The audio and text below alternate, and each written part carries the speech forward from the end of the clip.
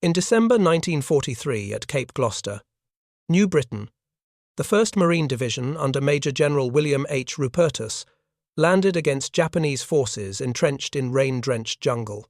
The Winchester Model 12 trench gun with its 5-round tubular magazine plus one in the chamber delivered buckshot at 0 to 25 meters. Marines pushed through kunai grass and mangrove, facing log bunkers with narrow firing slits. Rain cut visibility to mere yards. A Marine assault team crawled forward, mud coating their boots. The shotgunner hunched low, targeted a bunker's slit. Holding the trigger, he pumped the action slam fire, unleashing rapid bursts of 9-pellet buckshot. Pellets tore through foliage and pierced the slit, silencing enemy fire. Riflemen pinned nearby positions. An engineer hurled a satchel charge, collapsing the bunker. The shock was the pellets spread, devastating at 5 yards. Japanese defenders braced for rifle volleys, met a relentless tempo.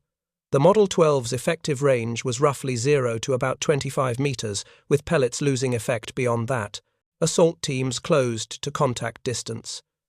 Night infiltrations faced shotgun blasts that broke sudden rushes. The number that matters is 5 rounds in the tube plus 1 in the chamber reloaded under fire. Pacific Island campaigns spanning from Guadalcanal in 1942 to Okinawa in 1945 compressed combat ranges to mere meters amid dense jungle, coral ridges and mangrove swamps. Japanese defenses, masterfully engineered, relied on log bunkers, spider holes and cave networks to channel attackers into lethal kill zones. Firing slits, often concealed by thick foliage, restricted rifle accuracy at close quarters, where visibility dropped to arm's length. The Winchester Model 12 trench gun, issued to both Marine and Army units, emerged as a critical countermeasure. Equipped with a heat shield and bayonet lug, it was designed for brutal short-range engagements. Its buckshot patterns typical, spread roughly 35 to 45 centimeters at 15 yards, and at very close range, pellets could overwhelm slits and thin screens, though brush could still deflect both pellets and bullets. Assault teams faced bunkers at distances where rifles struggled to cycle quickly enough in tangled thickets. The Model 12's slam-fire capability, enabled by the absence of a trigger disconnector, allowing very rapid successive shots via slam fire when the shooter held the trigger and cycled the action. This rapid delivery overwhelmed defenders peering through narrow slits who expected slower-aimed fire from M1 Garands or Springfield rifles. Japanese tactical doctrine emphasized night operations, leveraging stealth rushes and bayonet charges to disrupt U.S. advances under cover of darkness. These infiltrations, often executed by small squads moving silently through kunai grass, aimed to exploit the chaos of close-quarters confusion. However, Marine and Army perimeter posts armed with Model 12 shotguns countered these tactics decisively. A single buckshot blast, a typical 9-pellet pattern spreading roughly 35 to 45 centimeters at 15 yards, could halt a rush, instantly breaking the momentum of attackers before they reached bayonet range. The shotgun's 5-round tube plus 1 in the chamber, while limited, provided enough firepower to repel initial assaults, though reloading speed varied by training and conditions and required cover. The Model 12 complemented other U.S. systems, including M1 rifles, flamethrowers, and satchel charges, forming a cohesive tactical package. Flamethrowers cleared bunkers after shotguns suppressed firing ports, while demolitions collapsed fortified positions. Rifles pinned down secondary threats, ensuring the assault team's advance. The terrain itself dictated this integrated approach. Jungle undergrowth, often 6 feet high, obscured lines of sight, rendering long-range marksmanship near useless. Coral ridges pocked with caves and mangrove swamps choked with roots forced combatants into knife-fight distances. Japanese bunkers constructed from logs and earth withstood small arms fire and even light artillery, their slits designed to maximize defensive fire while minimizing exposure. The Model 12's ability to deliver high-volume spreading shot at 0 to 25 meters neutralized these advantages, allowing U.S. forces to close the gap and breach fortifications. The shotgun's range limitation, pellets losing lethality beyond 25 meters, required teams to crawl within spitting distance, a nerve-wracking necessity that underscored the weapon's specialized role. Tactical necessity drove the Model 12's widespread adoption across Pacific campaigns. At Guadalcanal early in the war, Marines learned that rifles alone couldn't overcome fortified positions in dense terrain. By Cape Gloucester, in 1943, shotguns were commonly issued to assault teams, their buckshot blasts clearing paths through kunai grass and bamboo. On Peleliu and Iwo Jima, the Model 12 tackled coral caves and volcanic ash bunkers, where firing slits were often mere inches wide. Okinawa's cave belts, riddled with interconnected tunnels, saw shotguns suppress defenders long enough for engineers to deploy explosives. The practical pattern at 15 yards was roughly 35 to 45 centimeters, defining the shotgun's lethal zone. Japanese night tactics, while initially effective, faltered against this firepower. A defender expecting to close with a bayonet under moonlight instead faced a wall of pellets that stopped him cold at 10 yards. The Model 12's integration into U.S. tactics reflected a broader shift in close combat doctrine, where Japanese forces relied on disciplined, stealthy assaults to unsettle opponents. American units countered with overwhelming immediate firepower at contact range.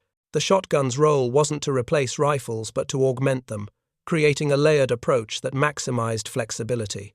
Assault teams, typically comprising 6 to 8 men, coordinated their movements with precision. The shotgunner led to suppress riflemen flanked to pin, and engineers followed to destroy. This synergy, born in the Pacific's unforgiving terrain, proved decisive. The reloading a 5+1 load required cover and time that varied with training and conditions. As campaigns progressed, the Model 12's reputation grew not as a universal weapon, but as a specialized tool that turned jungle and cave fights into American advantages, reshaping expectations of close-range combat. The Winchester Model 12 trench gun's mechanical design carved its niche at 0 to 25 meters, where jungle and bunker fights turned brutal. Its tubular magazine held 5 12-gauge shells, plus one in the chamber, typically loaded with 9-pellet buckshot. The absence of a trigger disconnector enabled slam fire, holding the trigger while pumping the action fired each round instantly. Experienced users could empty a 5+1 load rapidly with slam fire. Exact times varied with training and conditions. At 15 yards, typical spread was roughly 35 to 45 centimeters, effective at flooding narrow slits at close range, though brush could still deflect pellets. By contrast, the M1 Garand with its 8-round clip demanded aimed follow-up shots slower in tangled thickets where targets flickered through leaves. The Model 12's heat shield protected the support hand from barrel heat and enabled bayonet mounting critical when assaulting multiple bunkers. Its bayonet lug, though seldom used, allowed close-quarters thrusts in desperate moments. The weapon's weight, just over 8 pounds, balanced speed and control, letting shooters pump the action smoothly under stress. Japanese defenders crouched behind log walls or in cave mouths faced a relentless barrage. A firing slit, often 6 inches wide, offered protection against rifles, but not the Model 12's buckshot. Pellets flooded the aperture, ricocheting off interior walls or striking defenders directly. Adversary point of view. Japanese troops flinched as buckshot shredded their bunkers' screens, pellets whining through slits. This pattern density, delivering multiple hits per trigger pull, overwhelmed at contact range where single bullets required precision. The Model 12's slam fire outpaced the Japanese Type 99 rifle, which needed manual bolt cycling after each shot. In night engagements, when infiltrators rushed perimeters, a single shotgun blast could scatter a squad, its spread compensating for low visibility. The shotgun's limitations shaped its use. Beyond 25 meters, pellets dispersed too widely, losing stopping power. Reloading speed varied by training and conditions, and required cover a vulnerable pause during assaults. The number that matters is that a 5+1 load could be fired very rapidly with slam fire. Maintenance was another constraint. Mud and humidity could jam the action, requiring frequent cleaning in harsh conditions. Yet, in its intended role, suppressing bunkers and breaking close rushes, the Model 12 excelled. Assault teams relied on its ability to deliver overwhelming firepower, instantly blinding embrasures and creating openings for engineers. The weapon's mechanical simplicity with no complex safeties ensured reliability in rain-soaked jungles where corrosion plagued other systems. This edge redefined close-range tactics. Where Japanese defenders expected prolonged rifle duels, the Model 12 introduced a new rhythm, rapid, high-volume bursts that shifted momentum. At Cape Gloucester, shotgunners cleared bunkers in minutes where rifle-only assaults bogged down. On Peleliu, the shotguns spread neutralized cave defenders hiding behind rock lips. The tactical shift was clear at 5 to 15 yards. Buckshot's raw power trumped aimed fire in speed and effect. The Model 12's design, optimized for this niche, forced Japanese commanders to adapt, deepening their fortifications to counter the relentless pellet barrages that tore through their first lines. At Cape Gloucester in 1943, Marine assault sections mastered a lethal synergy, pairing one shotgunner with riflemen and engineers to reduce bunkers. The Winchester Model 12 trench gun, with its 5-round tube plus one in the chamber, led the approach. The shotgunner crawled to within 5 yards of a firing slit, often under grazing fire from Type 99 rifles. Holding the trigger, he pumped the action, unleashing slam-fire bursts of 9-pellet buckshot. Each burst spread roughly 35 to 45 centimeters at 15 yards, shredding foliage screens and flooding the embrasure with pellets. This suppressed defenders, blinding their aim. Riflemen, armed with M1 Garands, flanked to pin adjacent spider holes or bunkers, their 8-round clips delivering precise fire to keep secondary threats at bay. Engineers trailed ready with satchel charges or flamethrowers. After the shotgunner's blasts, smoke grenades masked the final approach, letting the engineer lob explosives or direct a flame stream to collapse the position. This coordination demanded discipline. The shotgunner exposed at point-blank range relied on nerve to close the distance. A typical lane required crawling through mud or kunai grass, with visibility cut to 10 yards by rain or dusk. The Model 12's buckshot, with a typical spread of roughly 35 to 45 centimeters at 15 yards, ensured even hasty shots hit the slit, unlike rifles needing exact aim. Once suppressed, riflemen maintained pressure, their semi-automatic fire forcing defenders to stay low.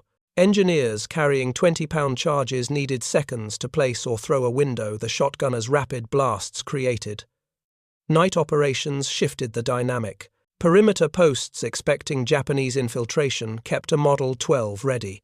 When shadows rushed through the dark, a single blast, 9 pellets at 10 yards, broke the assault before bayonets could close. Japanese defenders entrenched in log and earth bunkers anticipated rifle volleys or bayonet duels tactics, their Type 99 rifles and long bayonets suited. Instead, they faced a wall of buckshot that negated their cover. Adversary point of view. Japanese sentries peering through slits reeled as pellets tore through, disrupting their fire. The number that matters is a practical spread around 35 to 45 centimeters at 15 yards, defining the shotgun's effect at that range. This teamwork crushed fortified lines faster than rifles alone. At Guadalcanal, early assaults stalled against bunkers. By Cape Gloucester, integrated teams cleared them in minutes.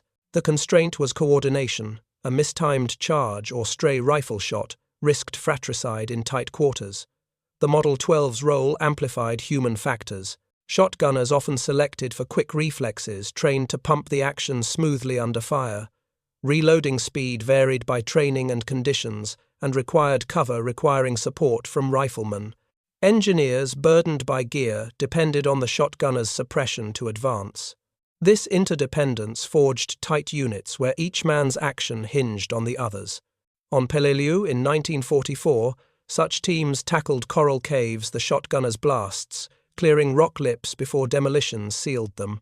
Okinawa's 1945 cave belts saw similar tactics with shotguns suppressing tunnel mouths. The Model 12's 5+1 capacity and 25-meter range shaped these fights, forcing teams to close fast and strike decisively, turning Japanese defensive depth into a liability. The Winchester Model 12 trench gun served across the U.S. Army, Navy and Marine Corps in World War II. Its design tailored for the Pacific's brutal close-quarters combat, with a 5-round tube plus one in the chamber and slam-fire capability. It became a mainstay in campaigns from Guadalcanal in 1942 to Okinawa in 1945. Issued to assault sections and perimeter units, the shotgun tackled log bunkers, coral caves, and night infiltrations. At Cape Gloucester in 1943, Marines used it to blast through kunai grass and firing slits. On Peleliu in 1944, shotgunners cleared jagged coral ridges where Japanese defenders lurked in crevices. Okinawa's cave belts in 1945 saw the Model 12 suppress tunnel mouths, its 9-pellet buckshot, typically spreading roughly 35 to 45 centimeters at 15 yards, to blind defenders before. Engineers deployed satchel charges or flamethrowers, the weapon's range capped at 25 meters, beyond which pellets lost lethality, a constraint teams offset by crawling to contact distance. Companion shotguns like the Winchester Model 1897 filled similar roles, also lacking trigger disconnectors for rapid fire. Both systems complemented M1, rifles, flamethrowers, and demolitions, forming a layered tactical approach. Rifles pinned distant threats, shotguns suppressed close targets, and explosives or flame-finished fortified positions. The Model 12's heat shield protected the support hand and enabled bayonet mounting, though bayonets saw little use against bunkers. Its 8-pound weight balanced portability and control, critical when navigating jungle or coral.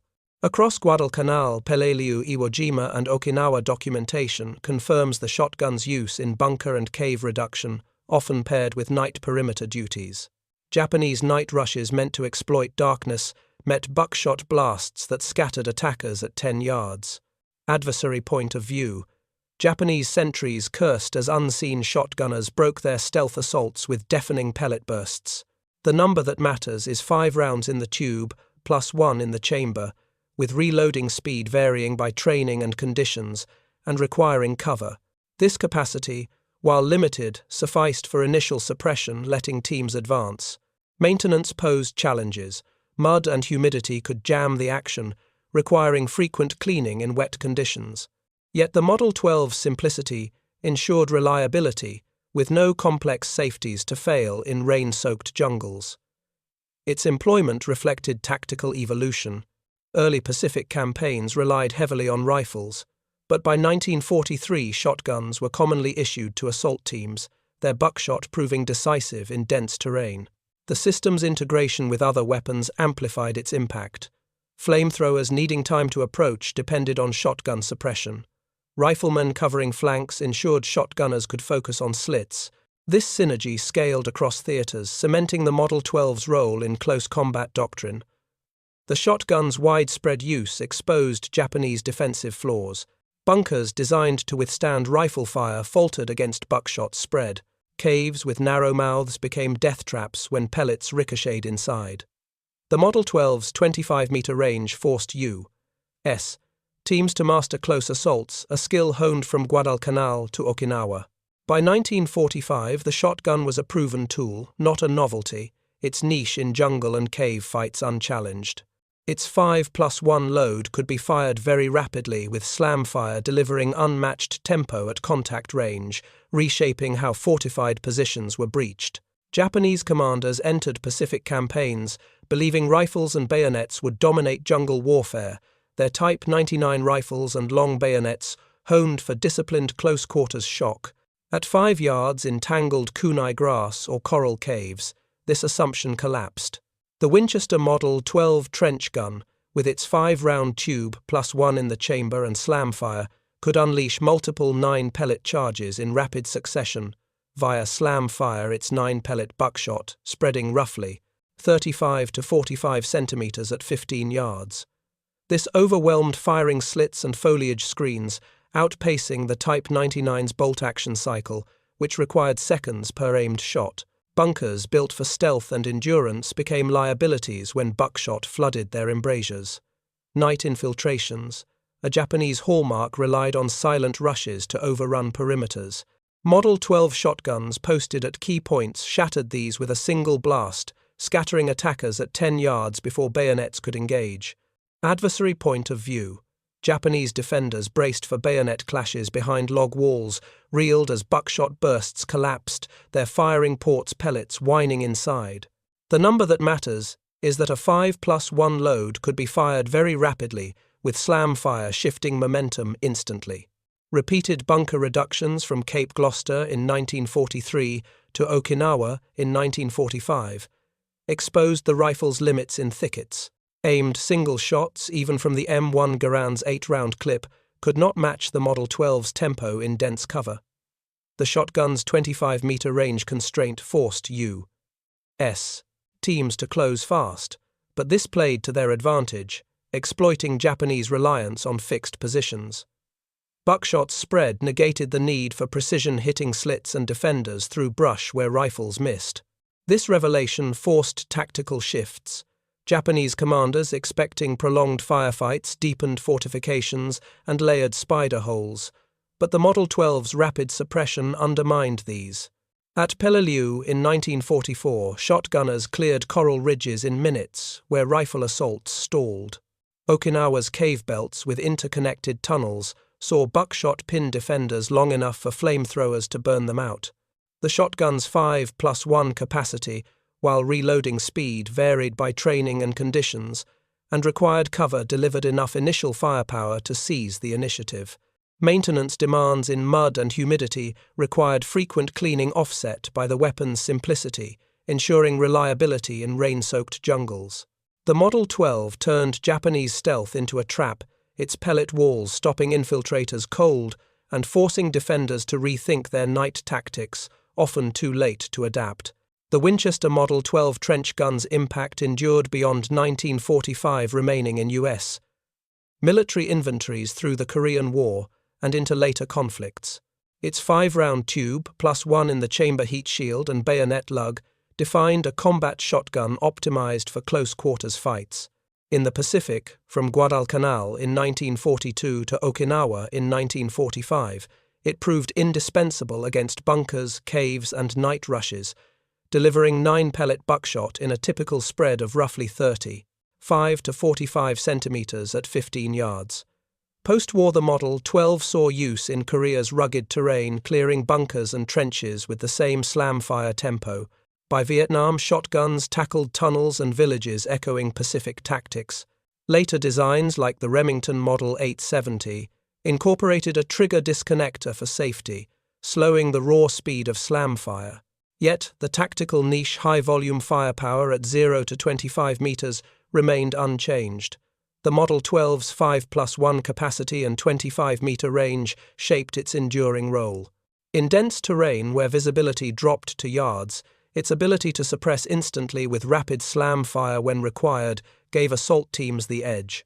Integrated units, pairing shotguns with M1 rifles, flamethrowers, and satchel charges became a blueprint for breaching fortified positions. At Cape Gloucester in 1943, such teams cleared log bunkers in minutes. Peleliu's 1944 coral caves and Okinawa's 1945 tunnel networks fell to the same synergy: shotguns, blinded defenders, rifles pinned, and explosives destroyed. Japanese defenses, reliant on stealth and fixed positions, exposed a fatal flaw against buckshot's spread. This lesson reshaped U.S. doctrine in jungles, caves, or urban interiors. Short-range firepower backed by coordinated teams turned defensive depth into a liability. The number that matters is that reloading speed varied by training and conditions and required cover. Maintenance, frequent cleaning in mud and humidity, ensured reliability a priority in humid theaters. The Model 12's simplicity with no complex safeties kept it functional in rain and muck. Its Pacific success informed post-war training, emphasizing close assault tactics for fortified or concealed enemies. While rifles dominated open terrain, shotguns ruled the thickets. In the Pacific's kunai grass and coral ridges, the Winchester Model 12 turned inches into advantage, and slam-fire buckshot made surprise belong to the defender, not the infiltrator.